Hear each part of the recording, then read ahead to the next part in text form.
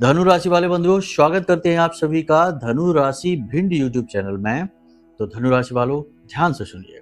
1 से 7 सितंबर बेहद महत्वपूर्ण समय और काल, पितृपक्ष के ठीक पहले का समय, और इसी समय पर यह निर्धारित हो जाता है कि आपके जीवन में पितरों की कृपा आएगी। आपके ऊपर लगे हुए पितरों के दोष, श्राप और आरोप सही साबित होंगे। आप उनकी सजा भोगेंगे या आप इनसे मुक्त हो जाएंगे। जी हाँ बंधुओं, यह जो समय और काल होता है यह बेहद महत्वपूर्ण है, शास्त्रों के अनुसार भी और जीवन की दशा और दिशा के अनुसार भी। क्योंकि शास्त्रों की माने तो शास्त्र कहते हैं कि पितृदेव किसी भी इंसान के प्रथम देव होते हैं और हर एक व्यक्ति का यह प्रथम धर्म और कर्तव्य है कि वह अपने पितरों को प्रसन्न करे, तृप्त करे, संतुष्ट करे और उनसे आशीर्वाद प्राप्त करे, फिर जाकर वह किसी अन्य प्रकार के सुख भोग सकता है। तो अब इस 1 तारीख से 7 तारीख के बीच में कुछ बेहद जरूरी बातें हैं जिन्हें आपको ध्यान रखना है। और सबसे महत्वपूर्ण बात यह है कि कुछ जरूरी घटनाक्रम आपके जीवन काल में घटित होने वाले हैं जो आपके जीवन की दशा और दिशा को बदलेंगे, लेकिन इनके विषय में आपको किसी से भूल कर भी नहीं बताना है। बेहद महत्वपूर्ण कार्यक्रम है। इस कार्यक्रम में हम ठीक वो बातें करेंगे जो आपके लिए मार्गदर्शक का कार्य करेंगे। याद रखना बंधुओं कि जीवन में जब महत्वपूर्ण समय और काल चल रहा हो, उस समय आवश्यकता होती है एक मार्गदर्शक की। जैसे कि कहीं बहुत ज्यादा भीड़ है, कहीं बहुत ज्यादा आंधी तूफान चल रहा है, तो एक बुद्धिमान जानकार इंसान यदि मार्गदर्शक बन जाए तो इन सब चीजों से बाहर निकलना आसान हो जाता है। ऐसे ही कोई भी समय और काल यदि किसी के मार्गदर्शन से पूर्ण होता है तो उसमें हमें श्रेष्ठतम सफलताएं हासिल होती हैं, उसके लाभ प्राप्त होने शुरू हो जाते हैं। इसीलिए यह कार्यक्रम हमने आपके लिए बनाया। बंधु, यह कोई साधारण कार्यक्रम नहीं है, यह कार्यक्रम आपके जीवन का जीपीएस है। क्योंकि इसके बाद अब 1 साल तक आपका जीवन कैसा बीतने वाला है, इस कार्यक्रम को देखने के बाद यह निर्धारित हो जाएगा। इस कार्यक्रम को अंत तक देखना आपका सबसे बड़ा धर्म है, सबसे बड़ी ड्यूटी है, क्योंकि इसे बनाने में हमने सचमुच में बहुत मेहनत की है। एक एक बात चुन चुनकर आपके लिए, आपके जीवन से जुड़ी हुई, आज की परिस्थितियों से जुड़ी हुई है। 5 बड़ी भविष्यवाणियां हैं, 3 ऐसी घटनाएं हैं जो जीवन को बदलने वाली हैं, और कुछ ऐसी बातें हैं जिन्हें आपको बेहद गुप्त रखना है। और जब हम ये कहते हैं कि गुप्त रखना है तो यहाँ पर ये बात आप समझ लीजिए कि आप एक भावुक इंसान हैं, भावनाओं में बहकर अपनी बातें सरेआम कर देते हैं, लोगों को बता देते हैं। इसीलिए पहले से ही हम आपको बता देते हैं कि कौन सी वो 3 घटनाएं, बातें हैं जिन्हें आपको गुप्त रखना है, प्राइवेट रखना है। ठीक है, तो इनके बारे में जानिए। इसी के साथ साथ कुछ ऐसे जरूरी कार्य जो आपको इस समय और काल पर जरूर रेगुलर प्रतिदिन करने ही चाहिए। इससे आपका जो पितृपक्ष का समय है यह अत्यंत शुभ रहेगा। पितरों की पूर्ण कृपा आपको प्राप्त होगी और भयानक से भयानक पितृ दोष भी आपके ऊपर लगा होगा ना, वह भी समाप्त हो जाएगा। और इसके प्रमाण आने वाला घटनाक्रम आपको बताएगा। बंधुओं, कार्यक्रम के अंत में हम आपको बताएंगे 2 बड़े शक्तिशाली उपाय जो हर प्रकार की निगेटिविटी को हटाएंगे और बुरी से बुरी समस्या जो आपके जीवन में कठिन से कठिन परिस्थिति बनी हुई है उससे छुटकारा दिलाने में आपके लिए रामबाण औषधि के समान कार्य करेंगे। जी हाँ बंधुओं, बहुत ही महत्वपूर्ण कार्यक्रम है बंधुओं। इस कार्यक्रम को पूरा देखना ही है, वरना हमारा प्रयास तो असफल होगा ही होगा। आपके जीवन में भी कई प्रकार के ऐसे घटनाक्रम घटित हो जाएंगे जिन्हें समझ पाना बहुत मुश्किल है। तभी तो अक्सर ये होता है कि हम बहुत सारे लोगों की कुंडलियां देखते हैं और लोग हमसे कहते हैं कि गुरुजी पता नहीं क्या हुआ, अचानक से ऐसा हो गया कि बर्बादी जीवन में बढ़ती ही चली जा रही है। अचानक से कुछ ऐसा हुआ कि बिजनेस ही डूब गया। अचानक से कुछ ऐसा हुआ कि रिश्ते में जैसे आग सी लग गई, रिश्ता ही समाप्त हो गया, चाहे पति पत्नी का हो, चाहे भाई भाई का हो। अब ये अचानक से होने वाली जो चीजें होती है ना, ये कभी अचानक नहीं होती। ये चीजों की शुरुआत बहुत पहले ही हो जाती है, संकेत भी मिलने लगते हैं, लेकिन अनजाने में आप इन संकेतों को समझ नहीं पाते, ज्ञान न होने की वजह से, पता न होने की वजह से। और फिर जब इनका परिणाम विकराल रूप ले लेता है, बड़ा रूप ले लेता है, तब आप कहते हैं कि अचानक से ना जाने क्या हो गया। आप समझ रहे हैं ना हमारी बात? तो यही चीजें हैं जो हम आपको अपने कार्यक्रम के माध्यम से बताने का प्रयास कर रहे हैं। ध्यान से सारी बातों को समझना है, अंत तक कार्यक्रम को देखना है और आने वाले समय और काल को शुद्धतम श्रेष्ठतम तरीके से अपने जीवन में उपयोग करना है, ताकि आप केवल और केवल उन्नति हासिल करें। तो चलिए बंधु, उम्मीद करते हैं आप हमारी बातों को समझ रहे हैं, कार्यक्रम में अंत तक जरूर ठहरेंगे। अब महामाई को अभिवादन करते हैं, आभार व्यक्त करते हैं। कमेंट बॉक्स में पूरे भक्ति भाव के साथ लिख डालिए, जय मां भद्रकाली कृपा करो। महामाई इतनी दयालु हैं कि वो निश्चित तौर पर आपके ऊपर कृपा कर ही चुकी हैं, तभी तो ये कार्यक्रम सही समय और काल पर आप देख रहे हैं। और यदि आप रेगुलर हमारे कार्यक्रम देख रहे हैं तो 100% जीवन में कुछ ना कुछ पॉजिटिविटी तो आनी शुरू हो ही चुकी है। रही सही कसर आगे भी पूरी होगी, ठीक है। तो चलिए आशावादी बनिए। कमेंट बॉक्स में ये भी लिखिए कि मैं भी माई के परिवार का हिस्सा हूं, क्योंकि ये बड़े सौभाग्य की बात है कि खुद महामाई के परिवार का हिस्सा। अब वैसे तो परिवार के हिस्से माई के सभी हैं ही, लेकिन यदि आप भाव कहकर प्रकट करते हैं तो उसका एक अलग ही आनंद है, क्योंकि फिर माई की दृष्टि आपके ऊपर पड़ती है। तो लिख डालिए, कोई संकोच नहीं, कोई इसमें मेहनत नहीं, कोई पैसा नहीं, जरा सा बस प्रयास है, कर डालिए। पीछे ना हटिए इन मौकों को हासिल करने में, क्योंकि कोई भी प्रयास असफल नहीं होता, क्रिया के खिलाफ प्रतिक्रिया होती ही है।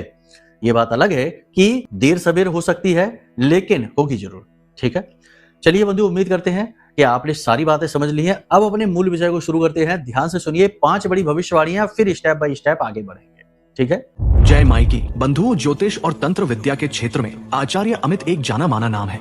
पूज्य गुरुदेव के साधनाओं और ज्योतिष विद्या के अनुभव बेहद दिव्य है। जी हाँ, पूज्य गुरुदेव ने जिसकी भी कुंडली का विश्लेषण किया और कुंडली के अनुसार उसे सटीक उपाय व महामाई माँ बगलामुखी की विशेष कृपा दी, उसके जीवन में सकारात्मक बदलाव तो आए ही है। फिर चाहे समस्या कितनी ही कठिन क्यों ना हो, समाधान तो अवश्य हुआ है। अब ऐसे में यदि आप भी अपने जीवन की किसी बड़ी समस्या से जूझ रहे हैं, जैसे कि कर्जा बढ़ता ही जा रहा है, काम धंधा और व्यापार सब रुक चुका है, रिश्ते नातों में तनाव हद से ज्यादा बढ़ गया है, पूरा जीवन ही नकारात्मकताओं से भर गया है, तो ऐसे में यही सही समय है जब आप श्रेष्ठ गुरु से मार्गदर्शन प्राप्त करें और जीवन के अंधकार को समाप्त कर दिव्य प्रकाश की ओर कदम बढ़ाएं। वीडियो में दिए गए नंबरों पर तुरंत संपर्क करिए और अपनी कुंडली का विश्लेषण व समाधान पूज्य गुरुदेव के द्वारा करवा लीजिए। देर ना करें, आपके देवी देवताओं के आशीर्वाद से ये मौका खुद चलकर आपके पास आया है, इसे गंवाना नहीं है।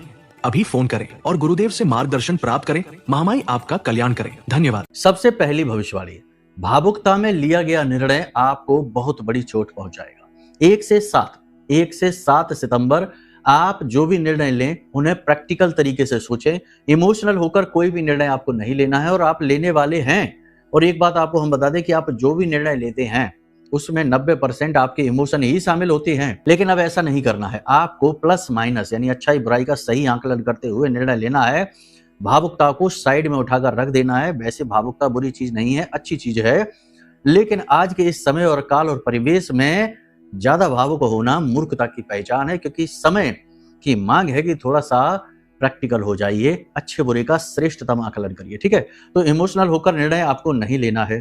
किसी व्यक्ति की सलाह से आपका नुकसान होने वाला है।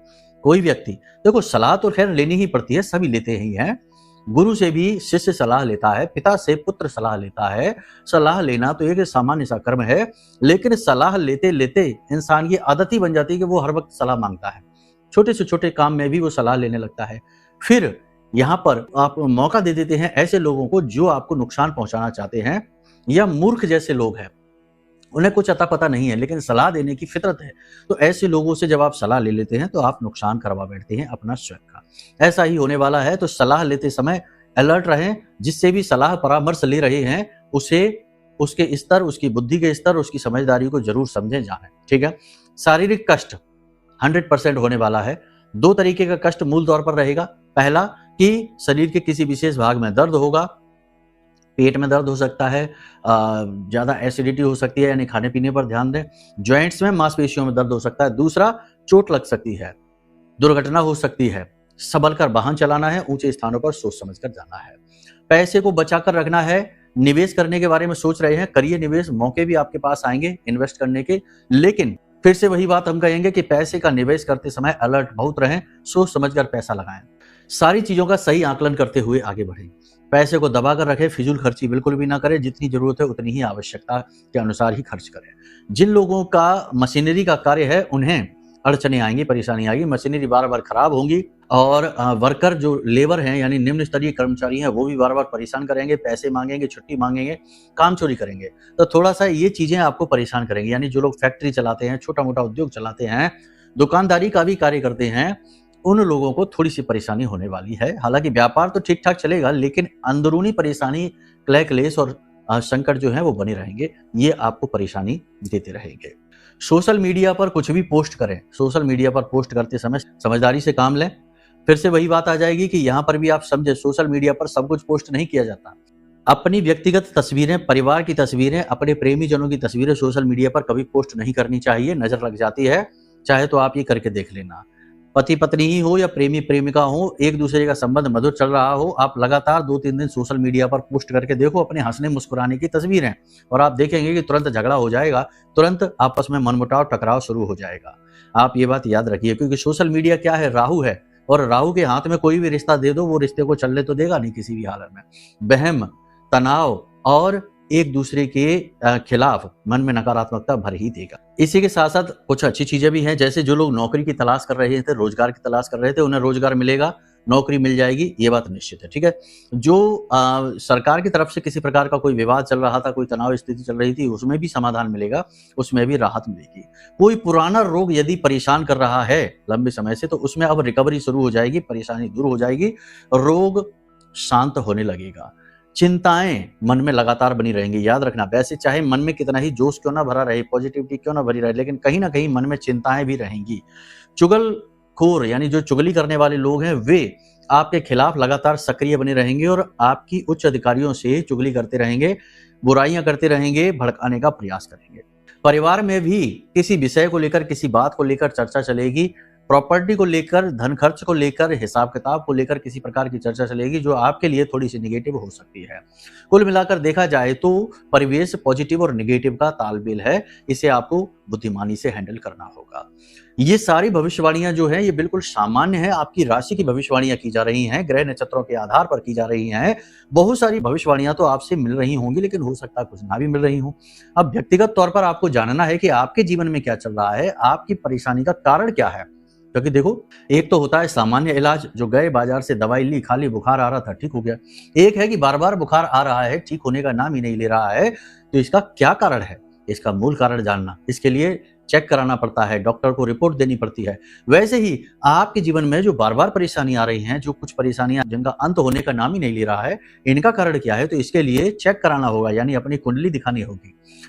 कुंडली दिखाएंगे तो उसमें जो योग युतियां हैं, जो दोष हैं, जो नेगेटिविटी है, जो कोई ग्रहों की वजह से तमाम दोष बनते हैं, जैसे कि शनि चंद्र दोष हो गया, विष दोष बन गया है, या शनि का केतु के साथ हो गया, गुरु का राहु के साथ हो गया, मंगल का राहु के साथ हो गया, लग्न दोष हो गया, बहुत सारी समस्याएं हो सकती हैं। तो इनमें से आपकी कुंडली में क्या है, ये जानना बेहद जरूरी है। इसके लिए जानने के बाद में समाधान जो मिलेंगे वो 100% एक्यूरेट होते हैं, बहुत अच्छा काम करते हैं। ठीक है, तो इसके लिए कुंडली का विश्लेषण करा लो, वो सर्वश्रेष्ठ सलाह है। ठीक है, बाकी अब जो दुर्बुद्धि हैं उनको तो इसमें भी ये लगेगा कि लो अपना प्रचार करें। प्रचार नहीं है भाई, कहीं भी कराना है वहां करा लो, यहाँ कराना है हमसे करा लो, जिससे भी कराना करा लो, लेकिन जो सही तरीका है वो तो बताना ही पड़ेगा। बाद में जब लाखों करोड़ों का घाटा हो गया, दुर्घटना, एक्सीडेंट हो गए, नकारात्मक घटनाएं घट गई, फिर कुंडली लेके घूम रहे हैं कि गुरुजी देखो हमारे जीवन में ऐसा क्यों हुआ, ये क्यों हुआ। इससे जानने से बेहतर है कि पहले ही दिखा लेते कुंडली, तो ऐसे होने से बच भी सकते थे, या घटना होती तो उतनी भीषण, उतनी बुरी ना होती, काफी हद तक बचाव हो जाता। ठीक है ना।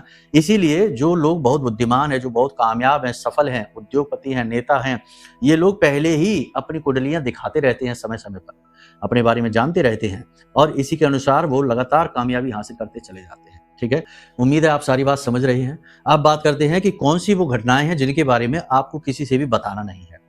देखो, कुछ बातें हैं जो बहुत ही जरूरी है और बहुत ही नाजुक है, इनके बारे में भूल कर भी नहीं बताना। जैसे कि 1 से लेके 7 जो सितंबर का महीने का जो समय है, ये समय और काल में आपको कुछ विशेष प्रकार के अनुभव होंगे। इन अनुभवों के बारे में किसी को नहीं बताना। पहला कि सपने के माध्यम से आपको सपने में क्या दिखना शुरू हो गया है।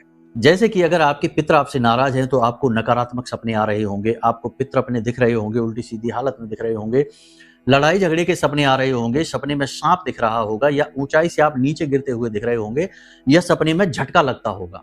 ठीक है ना, और नींद खुल जाती है। तो ऐसी चीजें अगर दिख रही हैं तो आप समझिए कि ये संकेत किसी से बताना नहीं है, इसका उपाय करना है। ठीक है ना, क्या करना है वो हम अभी आपको बताएंगे। इसी प्रकार यदि आपको पितृ हंसते मुस्कुराते दिखाई दे रहे हैं, आपको गले से लगा रहे हैं, आपको आशीर्वाद दे रहे हैं, आपकी अच्छी अच्छी बातें आपको कह रहे हैं, सलाह दे रहे हैं, क्योंकि होता है ऐसा, बहुत सारे लोग कहते हैं।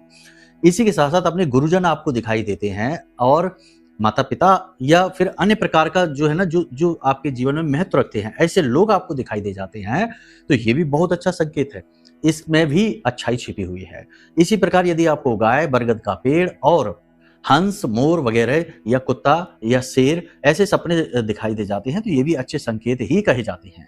अब ऐसे संकेत सपने में दिखते हैं तो इसके बारे में किसी से बताना नहीं है, ठीक है ना। ये आपके निजी अनुभव हैं, इनके अनुसार जीवन में बदलाव लाने हैं, इनको किसी से बताकर इन अनुभवों को खराब नहीं कर देना है। इसी प्रकार आपको कहीं से राहत मिल रही है, मानकर चलते हैं कि कोई एक ऐसा व्यक्ति है आपके जीवन में जो आपके लिए गुरु की भूमिका में है, वह पल प्रतिपल आपका मार्गदर्शन कर रहा है, आपको बता रहा है कि ये करना है, ये नहीं करना है, तो अब उसके बारे में किसी से नहीं बताना। ये नहीं कि सेखी बगा रहे हैं, बैठ गए कहीं 4 लोगों में और कह रहे हैं कि अब आप टेंशन न लो, अब हमारे पास में तो सलाहकार है, हमें तो अब कोई टेंशन नहीं होगी, ये कर लेंगे, वो कर लेंगे। नहीं, ये बातें भी गुप्त रखने की बातें होती हैं। ठीक इसी प्रकार अवसर आएंगे 1 से लेकर 7 सितंबर के बीच में आपके पास मौके अवसर आएंगे। जैसे कि हमने कहा जो बेरोजगार हैं उनकी नौकरी लगेगी, तो नौकरी के लिए अवसर उनके पास आएंगे, तो इसका बखान नहीं करना है। कहीं इन्वेस्ट करने जा रहे हैं तो इसका भी बखान नहीं करना है, इन बातों को गुप्त रखना है। सोशल मीडिया पर भी चीजें पोस्ट नहीं करनी है। 1 से लेकर 7 सितंबर के बीच जितना हो सके उतना सोशल मीडिया पर पोस्टिंग कम से कम करिए, और करिए भी तो बहुत सोच समझ के करिए कि ये चीज कोई ऐसी तो नहीं है जो कि छुपा कर रखनी चाहिए और उसे हम उजागर कर रहे हैं, ऐसा कुछ भी नहीं होना चाहिए। तो इन चीजों को आपको छुपा कर रखना है। इसी के साथ साथ अपनी भावनाएं, अपनी बातें, अपने मन के विचार और अपनी भविष्य की योजनाएं ये किसी से भी नहीं बतानी है, क्योंकि इस समय और काल में यानी 1 से लेकर 7 सितंबर के बीच में आपके मन में बहुत अच्छे अच्छे विचार आएंगे, बहुत बड़ी बड़ी योजनाएं बनेंगी और मानसिक ऊर्जा आपकी बढ़ी हुई रहेगी, पॉजिटिविटी आपकी बढ़ी हुई रहेगी, कुछ भी कर गुजरने का जज्बा आपके अंदर उत्पन्न होगा। लेकिन जब आप जरूरत से ज्यादा लोगों से बातें शेयर करेंगे तो आप अपनी इस पॉजिटिव एनर्जी को खराब करना शुरू कर देंगे, ठीक है ना। कहने का मतलब है कि आपको ये बातें जो है ना इनको शेयर नहीं करनी है, अपने तक ही रखनी है, गुप्त रखनी है। और भी बहुत सारी चीजें हैं लेकिन अब सब बताने लग जाएंगे तो पूरा दिन इसी में गुजर जाएगा। तो कहने का मतलब ये है कि मूल जरूरी बातें हैं जो वो हमने आपको बता दी हैं, इन्हें आपको गुप्त रखना है। अब बात करते हैं कि वो कौन से काम हैं जो आपको भूल कर भी नहीं करने हैं इन 1 से 7 तारीख के बीच में। वो जरूरी सावधानियां भी हैं जो आपको रखनी होंगी, कुछ करने हैं कुछ नहीं करने हैं, सब बताते हैं, ध्यान से सुनिए। अगर हो सके तो 1 से लेकर 7 सितंबर के बीच में गाय को हरी घास खिलाना शुरू कर दो। वैसे तो बहुत सारी चीजें हैं लेकिन ये बहुत महत्वपूर्ण है, कारण भी बताएंगे। साथ ही साथ कच्चे आलू बीच में से काट के उनमें थोड़ी थोड़ी हल्दी लगा के और गाय को खिलाना शुरू कर दो। 2, 4, 5 आलू मिला दो उसी घास में और गाय को अपने हाथों से घास खिलाना शुरू कर दो, यदि पॉसिबल हो सकता है तो। इसका फायदा यह है कि गाय के अंदर सभी देवी देवताओं का वास माना जाता है और नवग्रह की शक्ति और गुरु की शक्ति सबसे अधिक प्रबल होती है। इसीलिए आप देखेंगे कि गाय को शुभ कार्यों में बहुत अधिक प्रयोग किया जाता है और पितृपक्ष में भी गाय को भोजन कराया जाता है। पंचबली दान में ये सबसे महत्वपूर्ण दान में से माना जाता है, ठीक है। तो गाय को आपको कराना है। अब आपने घास खिलाई है, आलू खिलाई है, हल्दी मिलाई है और गाय को खिला रहे, तो आपने अपना बुध, अपना शुक्र और अपना गुरु 3 ग्रह अपने लिए अनुकूल कर लिए हैं। और याद रखना कि जब कोई व्यक्ति गुरु को अनुकूल कर लेता है या जिसकी कुंडली में गुरु जो है वो अति प्रबल होते हैं, उसकी कुंडली के दोष भी उसका कुछ बिगाड़ नहीं पाते हैं। गुरु सबसे ऊपर है क्योंकि वो सबसे ज्यादा सौम्य है, सबसे ज्यादा दिव्य है और सबसे ज्यादा पवित्र है, तो उसकी पवित्रता सब पर हावी रहती है। तो आप यही कार्य करेंगे। इसके साथ साथ आप अपने पितृ पूर्वजों का भी आशीर्वाद प्राप्त करेंगे, क्योंकि गाय को पितरों से भी जोड़कर देखा जाता है। साथ ही ये एक पवित्र क्रिया है जो आपने शुरू कर दी है, तो जब आप पवित्र क्रिया करेंगे तो कई सारी अपवित्र क्रियाओं से भी आपकी दूरी बनेगी। यानी आप खुद मन में ये बात लेकर चलेंगे कि हम अच्छा काम कर रहे हैं, तो ऐसा तो होगा नहीं कि आप एक तरफ तो गाय को भोजन करा रहे हैं, बड़े प्रेम से उसके ऊपर हाथ फेर रहे हैं, और दूसरी तरफ आप मांसाहार कर लें या जीवों की हिंसा करें या किसी को मारे पीटे, किसी जानवर को, पशु पक्षी को, तो ये नहीं करेंगे। ऐसा करना भी नहीं है। यानी 1 से लेकर 7 सितंबर के बीच आपको शराब नहीं पीनी है, मांसाहार नहीं करना है, झूठ जितना हो सके उतना कम से कम बोले, लोगों के साथ गप्पे ना हाके, उल्टा सीधा अपना समय खराब ना करें, उल्टी सीधी बातें ना करें।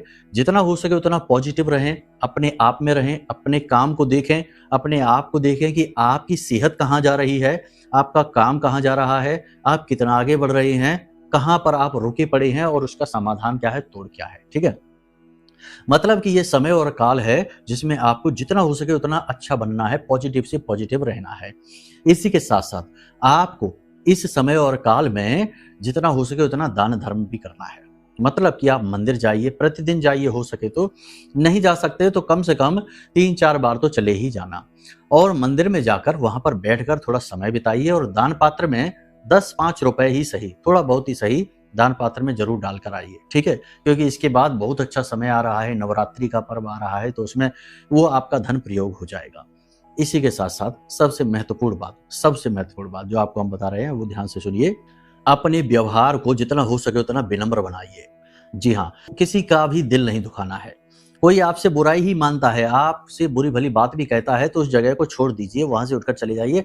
अपनी जुबान से कठोर कड़वे शब्दों का प्रयोग न करिए, किसी के मन में अपने लिए नफरत न भरिए और जितना हो सके उतना मीठा बोलिए, प्रेम से बोलिए, जितना हो सके उतना। जितना आप मीठा बोलेंगे, जितना आप प्रेम से बोलेंगे, जितना आप लोगों को जितना हो सके उतना संतुष्ट रखने की कोशिश करेंगे। देखो, अब दूसरों को खुश करने के लिए अपने आप को दुखी नहीं करना, बस मीठा बोलना है। इतने से ही बहुत सारे काम बन जाते हैं, ठीक है। तो जितना हो सके उतना पॉजिटिव रहना है, किसी के भी दिल को नहीं दुखाना है, कठोर शब्दों का प्रयोग नहीं करना है, प्रेम पूर्ण व्यवहार रखना है, विनम्र व्यवहार रखना है, खास तौर से उन लोगों के लिए जो आपसे प्रेम करते हैं, जो आपके साथ हर वक्त खड़े रहते हैं। आप कभी कभी ये भूल कर जाते हैं, जो आपको सबसे ज्यादा चाहते हैं, जो आपके लिए जीते मरते हैं, ऐसे लोगों से ही आप बुरा व्यवहार कर जाते हैं, उनके ही दिल को आप दुखा देते हैं। हालांकि बाद में जब आपको एहसास होता है तो आप गलती की क्षमा भी मांग लेते हैं, प्रायश्चित भी कर लेते हैं, लेकिन बार बार ये हरकत करना ठीक नहीं है, ठीक है। तो ये काम आपको नहीं करना है। ये कुछ जरूरी सावधानियां हैं, कुछ उपाय। अब एक उपाय जो हमने अपने पिछले कार्यक्रम में भी बताया था, फिर से बता देते हैं। ये बहुत अच्छा उपाय है। नारियल का खोपरा ले लो, यानी कि जो अंदर का जो नारियल का गोला होता है उसे काटो। ये बहुत अच्छा उपाय है। अगर पिछले कार्यक्रम में सुन लिया है, कर लिया है तो बहुत अच्छी बात है, नहीं किया है तो फिर से सुन लो।